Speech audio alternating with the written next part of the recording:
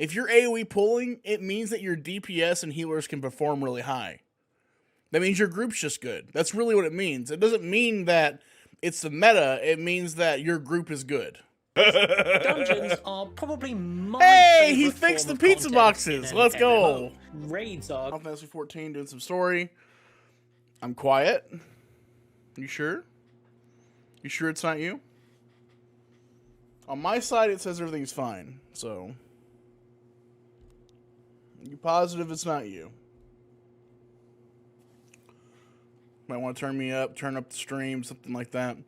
But in the meantime, we're gonna watch a video. I'm gonna watch this Ashes of Creation video. If you guys don't actually know, I actually love this guy's channel. This guy's called Narc.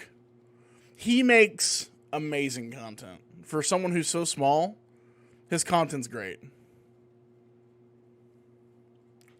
So, we're going to watch this video. Ashes of Creation is creating a dynamic dungeon dream we've all been asking for by Narc. You're right, I just finished work, I'm finally online, so... You're right, I just finished work, I'm finally online, so... You want to play this game, or...? Oh, you're finally online. I've been waiting for ages. I can't wait to show you this dungeon, mate. It's so good. We can get you geared up to my level in no time. Well, I'm only level 1 cleric. I mean... Yeah, no worries, no worries. You just heal me, and everything will be great. Come on, let's go. Well, if you say so, mate, well, let's go. Okay, we're in. That's the first pack there. I'll just go grab like 5 packs, bring them to the entrance, AoE them all down. Every fucking MMO when you come in late. This is your friend trying to help you. Level 1, level 20. And you just keep me healed, okay? Well, they look kind of tough, but... that doesn't matter, mate. Look at my gear. Yeah, I'll contain you. I probably don't even need your heals, okay? Sweet. Well, if you say so. I might have pulled a little too many. Just throw me some heals, yeah? Where's my heals? Where's the heals at? Where's my heals? Oh! What the fuck? Fucking run! Oh, shit. Oh, man, that was brutal. What happened to your gear? That gear took me 6 months to grind, mate. Oh, you dropped loot in this game? Oh, well... I don't think this game's for me anyway. Hey, what up, boys? Dungeons are probably my Hey, he favorite fixed the form of pizza content boxes. in an Let's go. MMO. Raids are great, don't get me wrong, and mass PvP is... it's okay, I guess. But where an MMO really shines for me is when you can grab your trusted boys in between raid nights and rip through some hardcore dungeons. Dungeons are the type of content that have evolved the most as the MMO genre has grown. In fact, I'd even argue that dungeons are the only part of modern MMOs that have actually improved. That's rather true. than degenerating into whatever the fuck we have nowadays. Which is sad. I understand that That's this is true, probably though. another one of my niche opinions, because when Legion introduced Mythic Plus to the world, there was something about that particular content that really tickled my ballsack. But enough about modern WoW, this is an Ashes of Creation video, right? So, grab yourself a Coca-Cola, because there's more to dungeons than just the difficulty and loot. Ashes of Creation is looking to innovate on the way that we perceive dungeons in more ways than one, and I'd like to discuss that with you all today. Now, with all that bollocks out of the way, let's begin. Shall we? So before jumping into Ashes of Creation stuff, I of course want to ramble on about the good old days and waste 5 precious... I thought that too, but I think they're just props. I don't think he actually has anything in them. I think they're all props. Because he did a video where he knocked them all over. There was nothing in them. just minutes talking about World of Warcraft and how it did everything perfect and there was absolutely no flaws whatsoever with WoW back in the day. Oh yes, that's right, because back in my day, dungeon content was all about teamwork. They were so difficult that it made you want to snap your keyboard in half when that bastard hunter failed his frost trap for the 5th time in a row. Most of my repair builds were caused by hunters with the inept ability to use a simple maneuver. But you see, although the Burning Crusade heroics were the pinnacle of Blizzard dungeon design, requiring a true solid setup of a tank, a healer, and 3 competent DPS utilizing crowd control, we've I don't know about that. very quickly lost this necessity to play our class correctly with the arrival of Wrath of the Lich King. Now, I will not deny that Wrath of the Lich King was a great expansion with amazing raids. In fact, it housed probably the best raid ever made for this MMO in patch 3.1, The Secrets of Ulduar. However, as If you're talking pre-Cataclysm era, sure. I can understand where you're coming from with this. But to be honest, like, I think dungeons got to where they were the best, and classes got to where the class design was the best. Either post like Cataclysm launch, when the Cataclysm first launched, those dungeons were crazy, and your class mattered so much, or WoD. WoD had one of the best designs for your characters. Pretty much every class in Warlords of Draenor was extremely useful. I understand that most people didn't play Warlords of Draenor because it was a really terrible expansion and people just didn't want to play it. But class design in Warlords of Draenor was simply the best it's ever been, and I think it ever will be.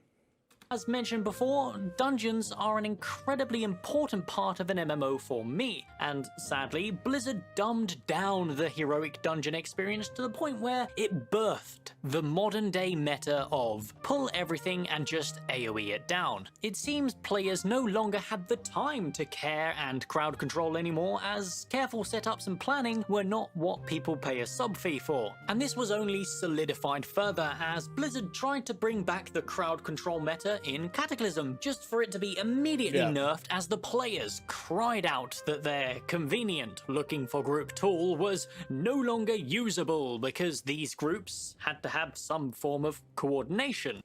Well, I mean, pull everything and AoE it down only happens when players are good enough to perform at a level that's high enough.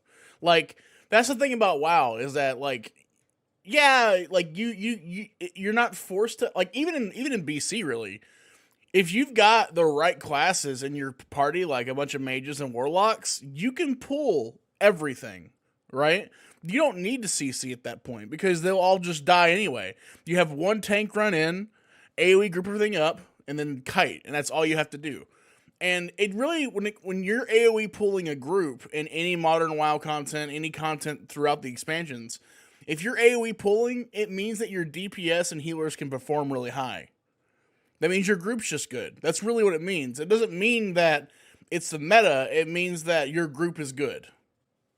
To crowd control. What, did you think we didn't pug groups back in the Burning Crusade? No. The problem was, all you forum complainers were just dog shit at the game.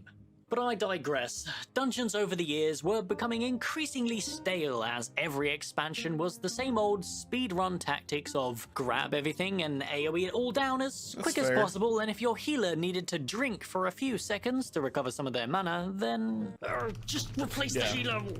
We'll go without one. We ain't got time to wait. It's to the point where, like, whenever I started healing, I took with me the idea that if you had to stop pulling to wait for my mana, that meant that I was playing wrong. That's how I always took it. Like, if I wasn't getting a sip of mana here and there in between your pulls because I wasn't min-maxing it as high as possible, that means I was the problem and you weren't the problem, and I needed to get better. And that's how I felt for a long time. In 2011, we were lucky enough to be graced by a brief competitor during this time period. Rift was a fantastic WoW clone, and in my opinion, it almost did everything WoW did, but better. The open world was graced with our first taste of dynamically spawning content, the raids were really well designed, and the customization was a fair step up. Did anyone here play traditional Rift? class I design, didn't but play the this thing game that like made at all. Rift so enjoyable for me was the reintroduction of This heroic game came and level went so dungeons fast. again. My god, it felt so good to actually need a competent group again. Sadly though, the reign of Rift was very short-lived, as this MMO ended up being one of them poor games that got passed around and abused by various corporate publishers. So back to WoW we went, just in time for Pandaland to begin experimenting with a... Wasn't Rift classless? Like, you could play anything you wanted? Like, you could be a healer tank hybrid if you wanted? Wasn't that a thing? Am I tripping? difficulty above the heroic Tosh. Kinda like Hard FF? modes were Okay. introduced with exclusive cosmetic rewards, and they were even built upon for Warlords of Draenor. And these hard modes were so well received that I have no doubts that they were used as the core design for what we have in modern WoW, Mythic Plus, an infinitely scaling dungeon mode that has mechanics chosen from a large pool, rotated in and changed every week. For me, Mythic Plus really embraced the modern mentality of speed AoE pulling and turned it into compelling endgame content again, instead of the brain-dead trash we had before. I think most of my time in modern WoW from Legion onwards has been spent progressing high-level Mythic Plus keys with my boys, and I gotta admit to you guys, in its own twisted way, it's just as fun as the old school way of clearing a dungeon. Sure, it's not as intimate as it was in the Burning Crusade, but planning and strategy are still required. It just has an added level of dynamic difficulty that wasn't present in the very static heroics of TBC. And the biggest problem that I have with Mythic Plus, I think I've talked about this before, but Mythic Plus is an issue for me because I remember in BFA, there was a trinket in Atal Dazar, and that trinket was BIS for Paladin tanks. And I farmed that trinket on the highest tier of Mythic Plus. Every tier, like 10 to 20 times a week. Not even kidding.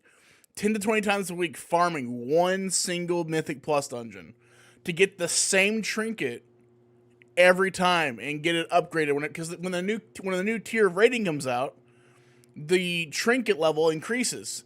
So if it took me 70 attempts to get the trinket, I would have to go and do another 70 attempts to get the new version of the trinket that I already got. And I feel like that's the biggest problem with Mythic Plus, is that gear is attached to it. What they should do with Mythic Plus is turn it into a vendor system where all the items from the dungeons on normal and heroic are on a vendor. And every time you do Mythic Plus, no matter what Mythic Plus it is, you get a currency. And you can farm that currency up to like a maximum per week if you want. And then that maximum doesn't like refresh, it just increases that maximum. So if you could do 1,000 the first week, next week you can do 2,000. Kind of like how you do for PvP content. In PvP content, you never really lose. If you miss a week, you don't really lose that week. It adds into the next week. So I feel like that would probably solve a lot of the Mythic Plus problems. And now that I've mentioned the word dynamic, it's the perfect segue for Ashes of Creation and their plans for dungeons.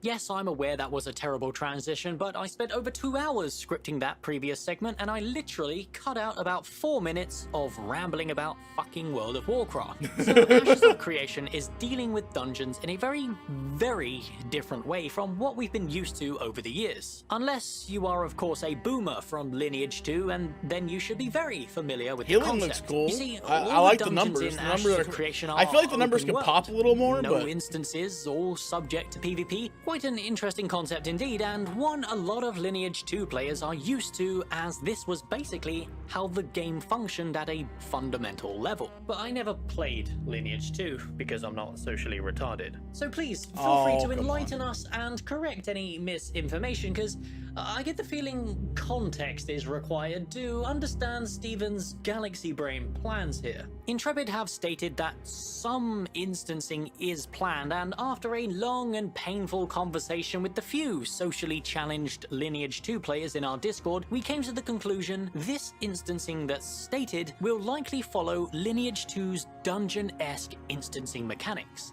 Allow me to explain. So some of the end dungeon bosses in Lineage 2 are actually instanced, and the portal to them is hidden deep within the bowels of the dungeon. Think along the lines of Molten Core from classic WoW. And whilst we're using WoW for context, imagine the instance portals aren't at the start of the dungeons, but are instead right before the final boss room. And this changes the whole dynamic of dungeons for a game like Lineage 2 and of course Ashes of Creation. We did actually see remnants of these instance-like portals in the Alpha 1. These mysterious-looking gates were strategically located in dangerous areas and almost feel identical to the instancing portals available in Lineage 2 back in the day. But entering these portals cannot be as simple as running into them. Oh no, my friends. I'm positive special keys will be required to enter them, and that's where the open world nature of these dungeons come into play. As we explored the depths of these dungeons available in Alpha 1, fighting through the infinite supply of elite mobs, we did encounter some named bosses occasionally hidden within the different corridors. This really highlighted the non-linear nature of every single one of them, and there was no clear path or indication which way to go. But the goal remained simple. I can't tell if this is action combat or if he's actually targeting mobs. There were also a lot of very interesting shortcuts dotted around that basically allowed us to skip large chunks of the dungeon, and I'm almost positive these shortcuts will have some pretty interesting gameplay mechanics involved with them related to these side bosses. Something along the lines of giving your group an attunement after slaying them, allowing you to bypass the majority of the dungeon should you wipe deeper down. But where it gets really interesting for me is how Final Fantasy does this the best.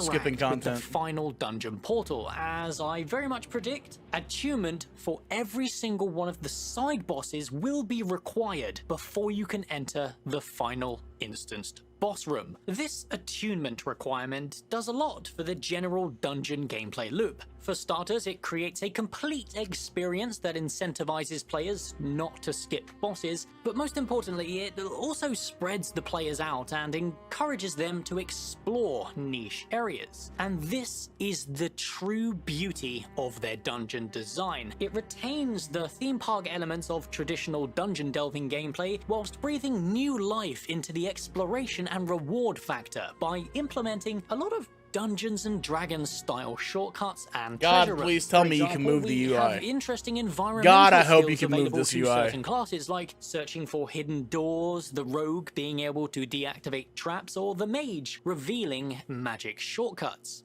But wait!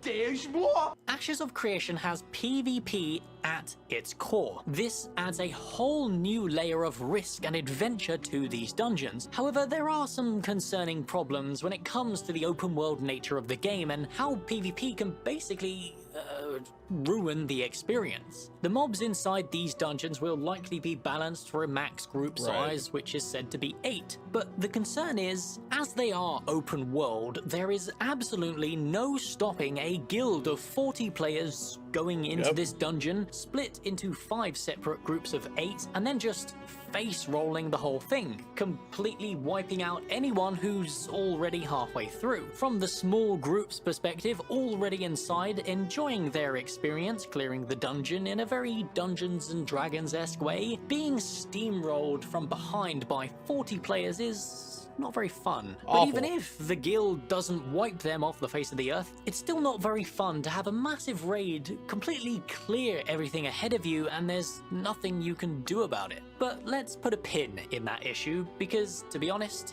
there's not really much you can do to stop it, and it kind of goes against the spirit of the content anyway.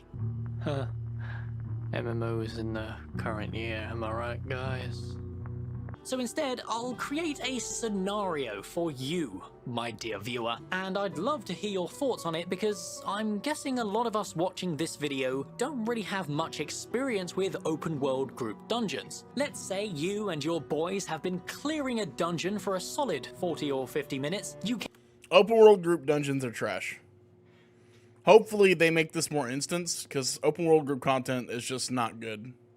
came well prepared and the experience has been very fun and challenging. However, as you're nearing the final boss chamber, you're running low on supplies and you're barely scraping through the difficult mobs deep inside these dangerous corridors. You pull a pack and begin fighting, but suddenly another group of 8 come up behind you and immediately open PvP on you, wiping you out almost immediately whilst you're tanking these elite mobs. And they continue on, steal half of your materials, and you're left defeated, needing to respawn and start again. How does this gameplay feel for you? Is the thought of having 40 minutes of your time just deleted from the open world nature of the game enjoyable? Or does this create a risk-reward thrill factor for you that maybe makes you reconsider going deeper and losing your materials to unfair mid-fight PvP ganking? Personally, I'm quite used to open world PvP MMOs. I find this rather exciting and I really look forward to testing the extremes of this during Alpha 2. I also recognize that I'm in an extremely small niche of players, and both the scenarios I've highlighted here are major concerns not only for Ashes of Creation but all PvP MMOs. There's a reason why they're all not sustainable financially without pay to win